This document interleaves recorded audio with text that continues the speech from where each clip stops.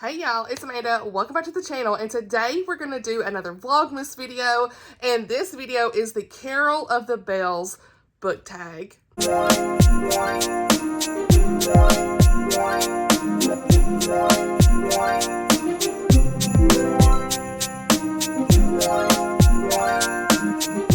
Alright y'all, so I'm really excited to be doing this tag again. I actually did this tag last year, which I'll link down below if you want to check that out. But this tag was created by my friend Holly. Lovely Day with Holly. So really enjoyed these prompts. I was trying to kind of figure out what tags I want to do for Vlogmas, and this is one of them. So I have another one I plan to do. Don't know when you're seeing this one, but I think there'll just be at least 2 or 3 tags throughout this month. So hopefully that's okay, but these are really fun, quick videos I can do. And again, we just get to spotlight books on the shelf, either that I've read or haven't read yet. So without further ado, let's get into it. The first question is, it came upon a midnight clear, a nighttime scene on the cover. Now this is one I have not yet read, but it's perfect for this prompt, you guys. And that is Jamie Jo Wright's Night Falls on Predicament Avenue. I love Jamie Jo Wright's books. It's no question around here that she is the queen of spooky, creepy elements in Christian fiction. And always has a beautiful faith element weaved in that combats supernatural, all those good things. Top tier Christian suspense.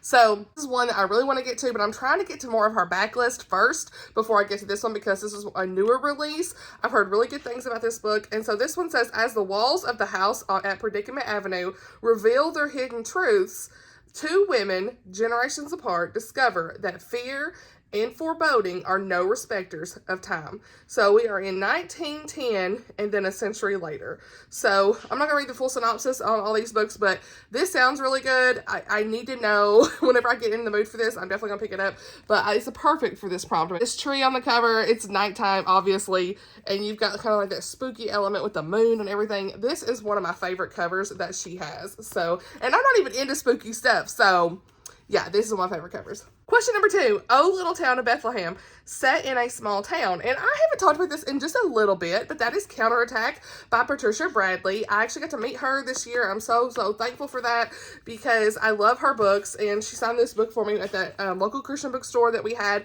several authors that were doing a signing there. My favorite romantic suspense books. I've loved both books in this series. Book 3 comes out in November. Actually, I'm filming this before it comes out, but it should already be out, and hopefully I've already read it by now. So yeah. I really enjoyed this one. So this is set in a small town in Tennessee. That's why it stands out to me, because your girl's a Tennessee girl, right? So in this, we have got Alexis Stone and what was his name? Nathan Landry. That's right. So yeah, Alexis is like the interim deputy sheriff in Russell County, Tennessee, and there's a serial killer that is dubbed the Queen Gambit's killer. And you can see you got like this chess piece right here. So there's a lot of stuff with chess in this book that's pretty interesting. And so Nathan, this is like a second chance romance, because Nathan and Alex used to be like high school sweethearts and everything. So we see some of their romance come back together, but he is the Pearl Springs chief of police. He ends up helping her with this case. And so from the very beginning, things pop off and it's crazy. So I love the small town element though of this, because like they know everybody knows everybody kind of thing. So yeah, a really good romantic suspense. Question number 3, Joy to the World, a global setting. I had to pick this. It's funny because last year, I went back to my video last year to make sure I didn't duplicate books. Also, if you hear Simba, forgive me, because I can hear him in there running around. But we've got a girl's guide, or not girl's guide, the ladies' guide. I always mess this up.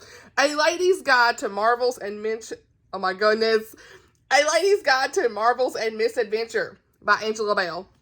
This is also one of my favorite covers in Christian fiction. I love all of the elements here. We've got the pocket watch, the owl, like everything about this, travel. It's just giving it what it needs to give.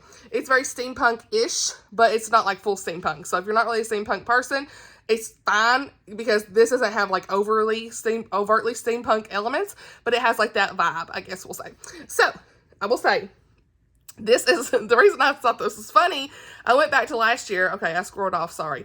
I got all messed up because I couldn't say the title. But Last year I picked Around the World in 80 Days, and this is inspired by the Nutcracker and Around the World in 80 Days. So in this we have got, let me look up the names, Clara Stanton. Yeah, her family is very eccentric, they're very different, and people like to talk about them, but they're not insane, honey.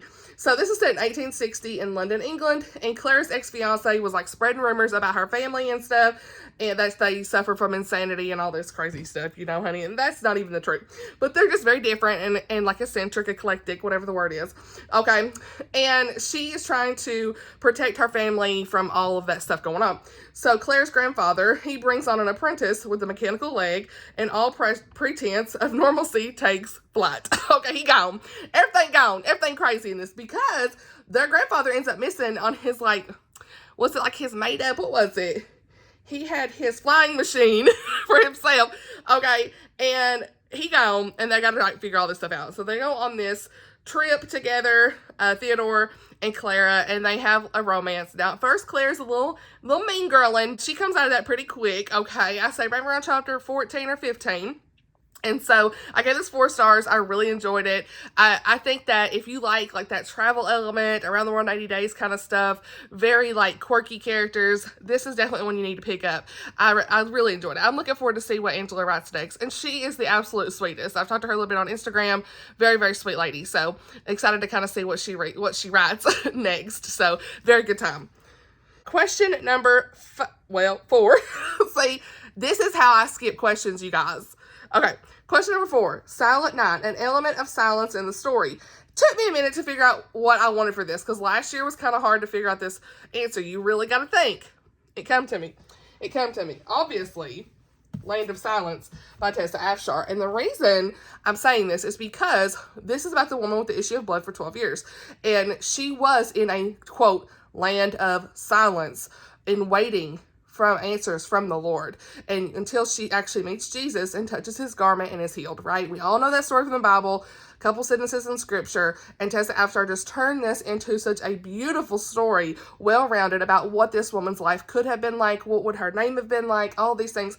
It was beautifully told, and it's one that deeply affected me. I've talked about it all year. You guys already know. I have a full vlog for it. I will link that vlog if you've not seen it, but highly recommend. This is a great biblical fiction. Tessa Afshar is top tier with her writing of biblical fiction. So, yeah, I highly recommend. You got to read it. But just like the land of silence that she was in, truly, for that long, for her to still say she would have done it all over again if it meant, again, getting to talk to the Lord, getting to be with the Lord, and growing her relationship with the Lord.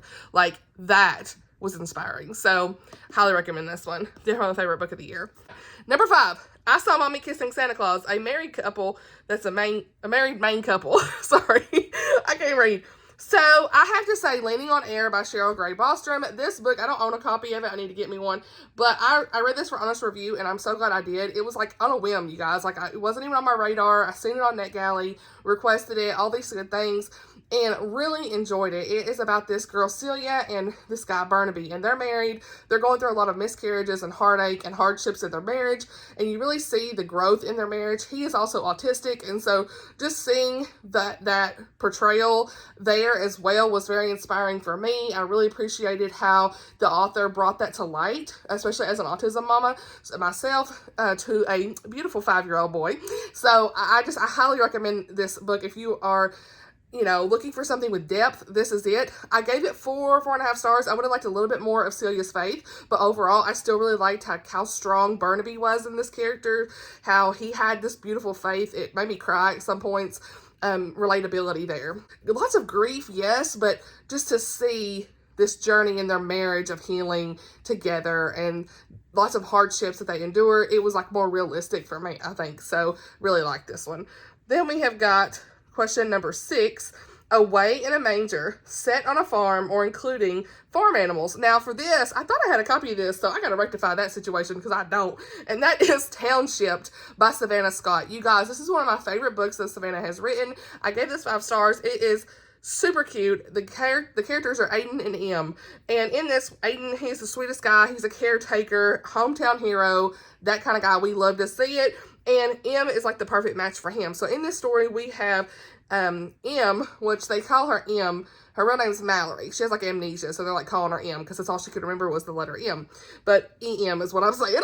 So So, she ends up in a car crash. She's called off her wedding. She's running off, and she was going to go have her honeymoon by herself, but she ends up in a car crash, and she's near the town of Bordeaux, Ohio, and Aiden is helping her through all of this, and they're trying to help her with her amnesia and make her figure out, like, who she was and all this stuff and what happened. So, it's very short. What I like about this is Aiden has, like, these farm animals, and there's a lot of good animal details here, like goats and all these fun things. So, that's why I picked it for this prompt. It's definitely a rom-com that's going to keep you laughing, smiling, all those good things. So, yeah, I love the farm animals in this. It was super cute.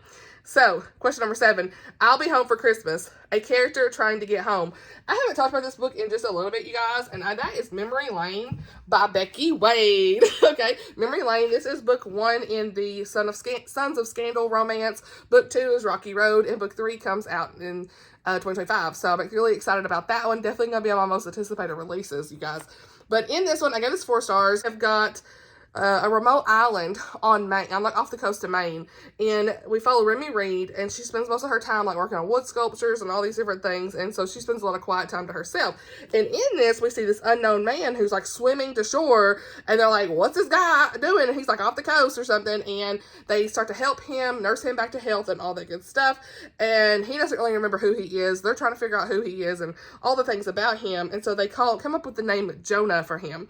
And so this story kind of goes on from there, and you see like this romance start to form and all these good things. So I really like this one. I picked this because it's a character trying to get home. Like if you got amnesia, you're trying to figure out who you are, where is your home, all that stuff. I guess I'm reaching a little bit, but I wanted to just have a reason to remind you guys of this. Becky Wade, so her newest work in this newest series that she's been working on. So yeah, I definitely want to recommend this one. Question number 8, We Three Kings, a book featuring a trio of main characters. Now I've got 2 books for this. I wanted to just at least mention both. Didn't want to mention just one, but we've got the selection by Kiera Cass. This is a YA dystopian bachelor type story. As of filming this video, I'm almost done with book 3 in this series. The first book was 4 stars, second book is 3 stars. I'm thinking the third book I'm going to give 3.5 stars. We'll see depending on how it ends, but I don't know if that's rounded up or down. Remains to be seen. But this has been pretty good. It's like 2012 type era. I mean, the time has kind of passed for me on this, but I still really liked, you know, reading through it. It gives what it needs to give, I guess, if you will. It's not like the best book of all time, but it's not the worst. It's just one of those books that's like fun to listen to, entertainment, lots of tea, you know, that kind of stuff. There's a love triangle in this though, and that's why I picked it, because there's 3 main characters. We've got Aspen, Maxon, and America. And like Aspen's around, he's kind of more like not so much the main, but I put him in here because you do see a lot of him and America together, especially in the first one. So yeah, I picked this one for that. And the love triangle did get on my nerves, but we're here, it's fine.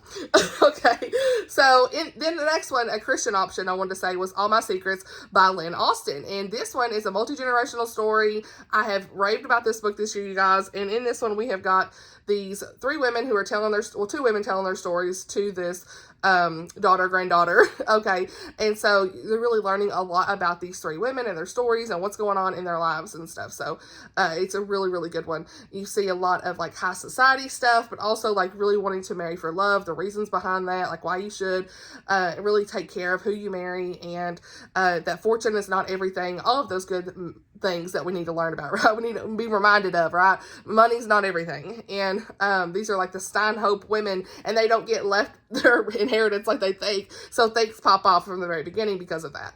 And so this is set in the Gilded Age as well. So yeah, I really enjoyed this. I gave 5 stars. So yeah, trio of characters being those 3 women, the mother, mother-in-law, or I guess her grandmother, and then the daughter. Okay, so then we have got question number 9. A book with 12 Days of Christmas, a book with 12 letters in the title. And it took me a minute. This is always a fun challenge, okay? But I ultimately picked one. I like to pick one like I haven't read yet. So I picked The Lace Maker by Laura France. Y'all have all told me this is wonderful, and I need to get to it, okay? Maybe this will be 25 in 2025. I don't know. I may have to like sneak this in for that, because I got this, and I still haven't got to it. So this says, it's the eve of a new age of freedom in the colonies, but can a proper English lady dare hope for her own independence? So this is set in, let's see, we got the Virginia colony. colonial Williamsburg, British nobility, radical revolutionaries. Girl, we got all kinds of stuff in this. So I will link this down below if you want to check it out. But Laura Francis' storytelling is very beautiful. And so I want to try to at least get to this one at some point. But yeah, The Lace Maker. 12 characters in the title. Characters, letters, you know what I meant. So, question number 10. In the bleak midwinter, set in wintertime or snow. Now, for this, I decided to pick One More River to Cross by Jane Kirkpatrick. Okay, because the cover is giving everything snow in winter, right? So, I've only read one Jane Kirkpatrick story before. She writes like historical fiction stories that usually are about real people from what I've understood. And this one says, adversity can squelch the human spirit, or it can help us discover strength we never knew we had. And so in this, we've got 1844, 2 years before the Donner Party, the Stevens Murphy Townsend Company leaves Missouri to be the first wagons into California through the Sierra Nevada. They enjoy a safe journey until October, when a fierce mountain snowstorm forces difficult decisions. So we've got kind of like this Oregon Trail type story, all of these things. There's friendship, family, courage to overcome fears, intrepid pioneers to discover what truly matters in times of trial. So yeah, this says Jane Kirkpatrick has turned a scrap of history into a story of courageous women strong enough to meet the challenges of nature and of men. So yeah, I definitely want to read this. It's never really been high up on my priority list, but I've kept it on my shelves because, again, it's giving winter time. It's giving probably what it needs to give. Okay, I definitely need to dive into this sometime sooner than later. If you've read this, convince me, okay? I really need to.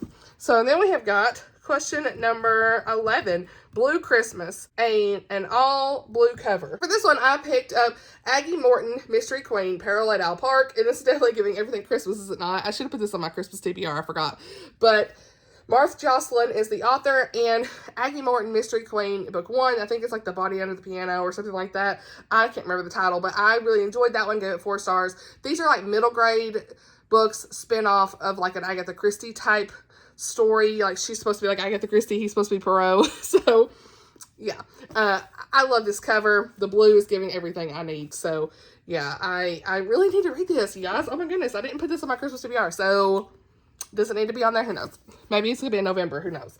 So yeah, definitely one I need to get to, because those are fun books and I never find myself reading them, and this one looks like it's perfect for Christmas. And if I don't read it now, that means I won't pick it up for another year. What do you bet? All right, question number 12, Rudolph the Red-Nosed Reindeer, a plot that deals with bullying. And for this, I decided to go with Fish in a Tree by Linda Mullally. Linda Hunt. Okay, I can never say her middle name.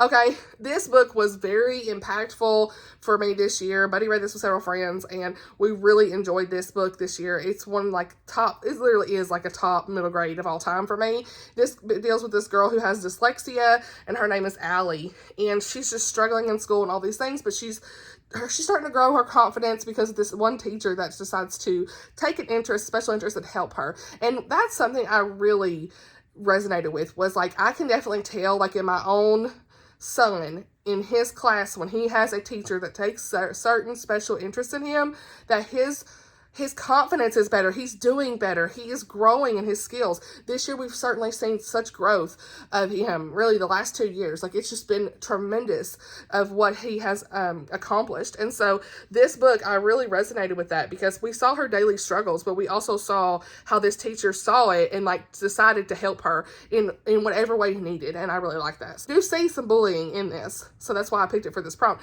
You see these kids picking on her because they don't really know either, like right off the bat. It's not like she's telling everybody she has dyslexia, right off. So they don't really know what's going on, but they do pick on her. And so you see how she continues to grow through that and process through that and just become such a confident young girl. And I love that. Question number 13. Hark, the herald angels sing. Portrayal of the spiritual world. Now, last year I put in here The Masterpiece by Francine Rivers because it had a little bit of spiritual warfare. I have not yet read any more spiritual warfare type books. So therefore, I want to show y'all the one that I need to read, and that is This Present Darkness by Frank Peretti. So this one, everyone talks about this book. It's been around for a long time, but it's definitely one of those like spiritual warfare, unseen world, angels, demons kind of thing in here. And it's one of those things, one of those like classic Christian fiction books that everybody talks about. So it's one of those, like, you need to read it once in your lifetime kind of thing. So yeah, someday I will try to read this. Then we have got 14. It's the Most Wonderful Time of Year, a story that manipulates time in some way. And I have 2 books for this, and we have got Come Back to Me by Jody Headland, and then Waterfall by Lisa T. Bergren. Both Christian fiction time travel stories, okay? Last year I talked about the Timeless series by Gabriel Meyer, and so this year I want to talk about some I haven't read. So hopefully I will enjoy these. Let me know if you've read both of these, you know, just kind of see. Jody Headland's series is the Waters of Time series, and then, well, you know about it, the Waterfall book is the River of Time series. You know, time and water kind of go together, don't they? Time travel and water. Seems like that's a thing. But definitely 2 on my list, I should say. So I want to say Waterfall.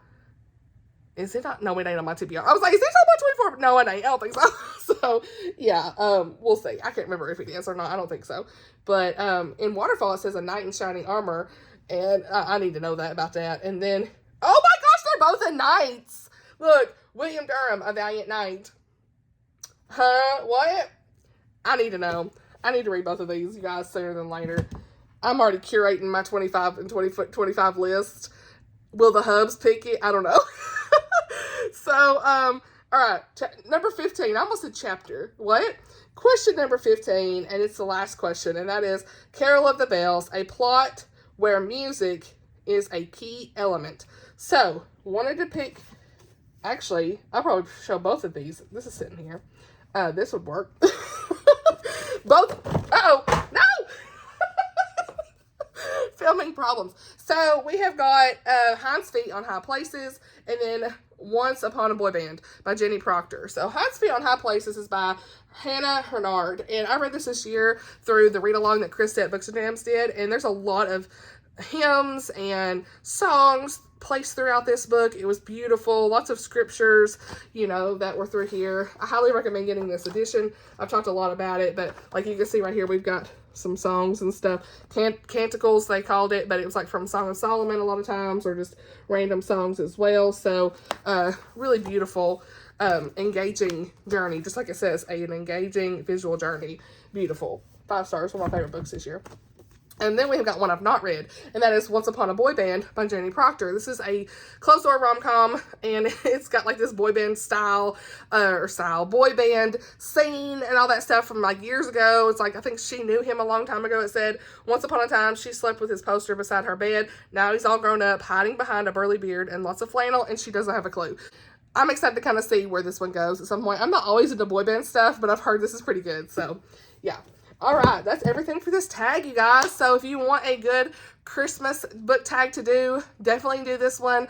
I loved Holly's questions that she put together from last year, so I just had to do it again. So I hope you enjoyed this video. Let's chat down below in the comments. As always, thank you so much for watching, and I'll see y'all in the next video. Bye,